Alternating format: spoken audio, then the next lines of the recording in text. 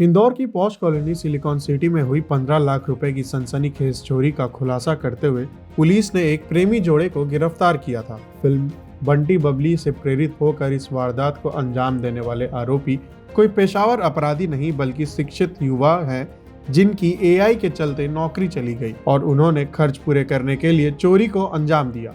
पकड़े गए आरोपियों की पहचान 18 वर्षीय प्रियांशु और अंजना के रूप में हुई है, जो मूलतः मंडला जिला के रहने वाले हैं। इस चोरी का खुलासा करते हुए डीसीपी जोन 1 कृष्णलाल चंदानी ने प्रेस कॉन्फ्रेंस में बताया कि आरोपी प्रियांशु इंदौर में ही टीसीएस कंपनी में ग्राफिक डिजाइनर था, लेकिन हाल ही में एआई के कारण हुई छटनी में उसकी नौकरी चली गई थी।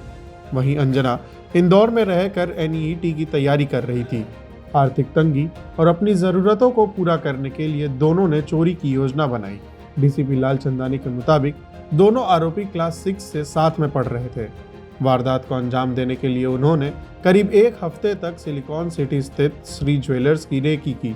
वहीं कुछ दिन पहले उन्होंने उसी दुकान से कुछ सामान खरीदा ताकि दुकान की व्यवस्था समझ सके। प्रियांशु और अंजना ने रेकी के लिए अपने साथ रहने वाले एक अन्य कपल की स्कूटर का उपयोग किया, जहां पुलिस को इसी स्कूटर के जरिए अहम सुराग मिला, जिसका पीछा करते हुए टीम आरोपियों के मंडला स्थित घर तक जा पहुंची। इधर दोनों आरोपियों ने दुकान से करीब 15 लाख रुपए के जेवर चोरी किए थे, जिन्हें वे इंदौर के सराफा बाजार में बेचने की फिराक में थे, लेकिन उन्हें बच्चा समझकर खरीदारों ने सामान नहीं खरीदा और दोनों क्रिसमस मनाने मंडला निकल गए। डीसीपी ने बताया, पुलिस ने दोनों की मोबाइल लोकेशन के आधार पर दोनों को भोपाल रेलवे स्टेशन से पकड़ा है। पुलिस ने उनके पास से चोरी का 100% माल बरामद भी कर लिया है। राऊ थाना क्षेत्र में करीब 2 दिन पहले एक नकबजनी की घटना रिपोर्ट हुई थी, जहां पे करीब 15 लाख रुपए के आसपास का मशरू का चोरी होने की रिपोर्ट लिखी गई थी। उसी घटना का संज्ञान लेते हुए राऊ थाने में एफआईआर दर्ज की थी इन चोरी और नकबजनी की धाराओं में। उसके बाद घटना को ट्रेस करने का प्रयास किया गया। ये जो घटना थी वो श्री ज्वेलर्स में हुई थी।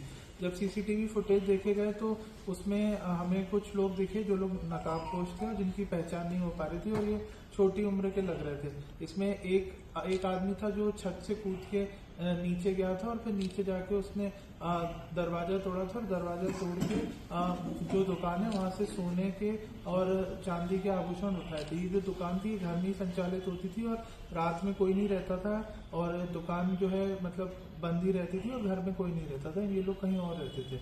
तो उसी घटना पे फिर हमने उसको फॉलो किया था फुटेज के आधार पे और फॉलो करते हुए हम एक डेड एंड पे पहुंच गए। उसके बाद पिछले 3-4 दिन के फुटेज निकाले गए और देखा गया कि ये लोग पहले भी हमें दिखे लास्ट 3-4 दिन रेकी करते हुए और इनने पहले भी चोरी का प्रयास किया था, बट कई बार पुलिस को देख के ये लोग डर गए थे और ये घटना कारित नहीं कर पाए थे।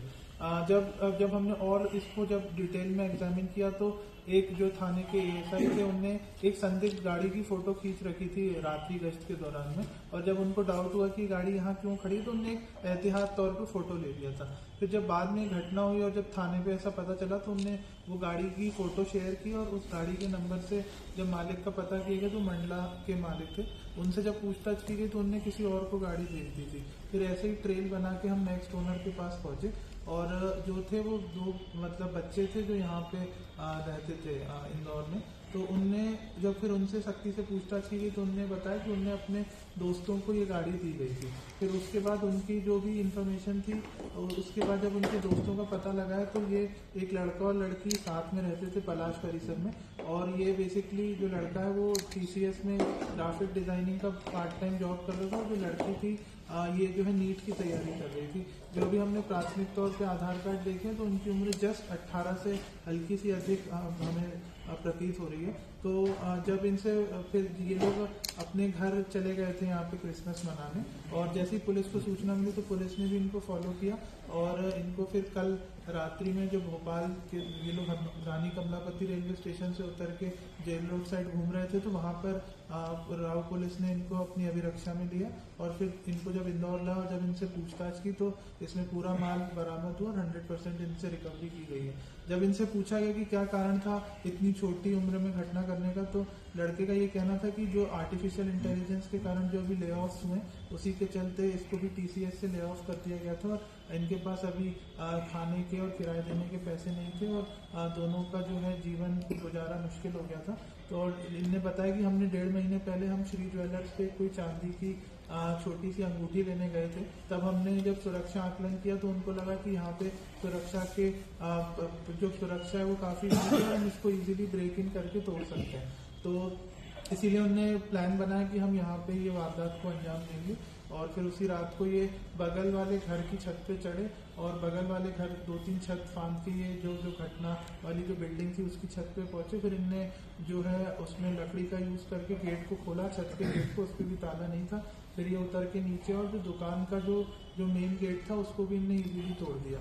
उसमें वो भी ज्यादा स्ट्रेंथ नहीं थी तो इजीली तोड़ दिया। उसके बाद ये अंदर गए, इनने कुछ करीब 10-12 तोला सोना और 1 किलो चांदी के आसपास वहां से उठा लिया और वो अपने बैग में रख के निकल गए। इन लोगों ने इसको बेचने का भी प्रयास किया गया, पर क्योंकि जो इनको दाम मिल रहा था उससे सेटिस्फाइड नहीं थे और जो भी व्यापारी थे उनने बच्चा समझ के इनको उचित दाम नहीं दिया। तो इनने सोचा कि हम क्रिसमस के बाद इस मशरूका को बेच के रखेंगे और ये अपने घर के लिए रवाना हो गए थे। तो इस टाइप की घटनाक्रम था और इसमें जो राउत थाना प्रभारी और एसीपी गांधीनगर की सराहनीय भूमिका रही और सभी टीम ने मेहनत करके लगभग 48 घंटे के अंदर पूरा 100% माल बरामद किया गया। और जो फरियादी हैं वो भी संतुष्ट हैं पुलिस की रिकवरी से और उन्होंने भी धन्यवाद व्यक्त किया पुलिस के लिए। और ये एक पूरा घटना